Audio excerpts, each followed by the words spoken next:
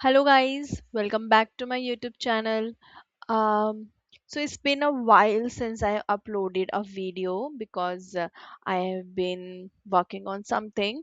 But yeah, now I am ready with the new video that I would like to share with you. So most of you struggle with how to create S curve in Primavera P6 or how to create S curve by exporting some information from Primavera P6 to a spreadsheet. So without further ado, let's get started. Okay, so let me just show you view, then the Gantt chart, and then view bottom detail. Okay. Um, so this is the one of the project that I have created and it's cost loaded, and I've already explained you how to create a schedule, how to cost load, how to load resource into your project. I will going to pin that video in this video so that you can go and watch. So this is a cost loaded project that I have prepared. Now I would like to see how I can create S curve by using these information. So what you can need to do is just collapse this project and then go to view, and then you will going to see this show on top, and here you need to click on activity usage profile. Okay, so when you click on activity usage profile, you go to this activity usage profile again, and then it's here. So here you can see the S curve. So what it explains, this yellow bar stands for budgeted total, so how much you have budgeted for. Then this blue is for like what is remaining. So and then green is actual. So as of now I have not updated this schedule, or I have not put the actual hours or the actual cost to it, so that's why you can't see a green bar to it.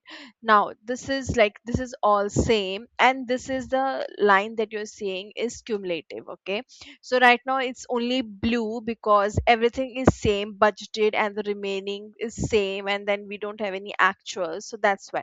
How I show you how. So when you click on this activity usage profile, so here you just need to click total. So right now I just wanted to see the total, but you can have it like you can select units, and then you can select labor, non-labor, then you can select cost. For cost, if you just need a material expense, so these are the type of resources, so you can have it in which way that you would like to show your S curve to be.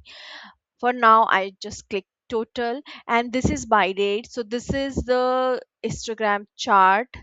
You need to select all of this. For cumulative, I can show you how it will.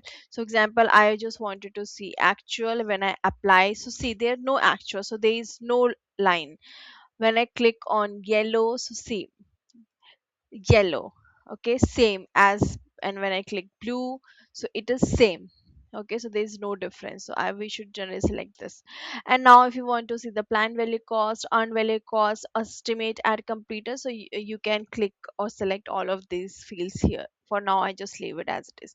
Now how you can print this, what you need to go is you need to just go to view and show at on top Gantt chart, and then click on this print preview.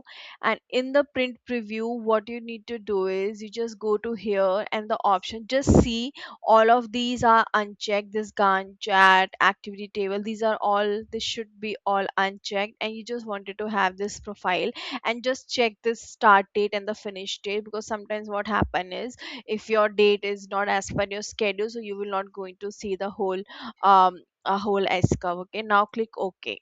So now here you see this is the chart, and then this is the thing that you can use it. Now now let's just close it, and there is another way of having this S curve. We just click on go to view, click activity, and then just from units. So what you can do is you can just select the field. So you can just click right, and then spreadsheet, and then you can have the spreadsheet fields. Okay, so currently I have selected units, which is the budgeted unit, on value, actual, and remaining labor units. So I just leave it as it. But if you want to look at the cost, you can go and select the cost, everything. So what you need to do is just go from here, click anywhere, and then just copy it overall.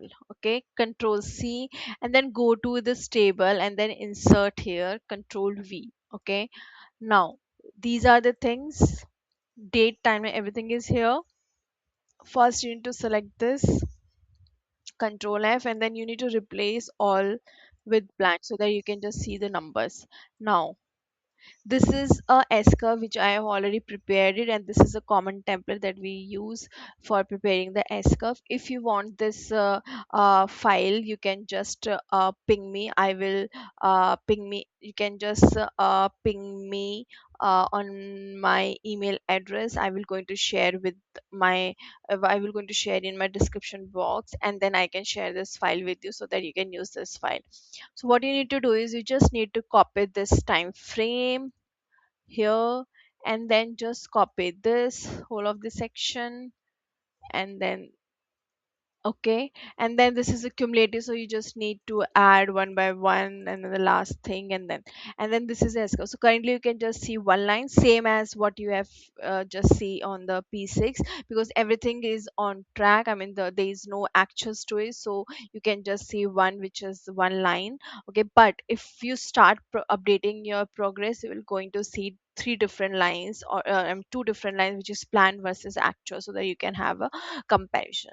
Okay, so yeah, guys, this is a short video. I mean, I explained you how to prepare S curve. If you have any doubts, please do reach out to me in the comment section, and I will try to resolve your query. For now, bye bye, take care.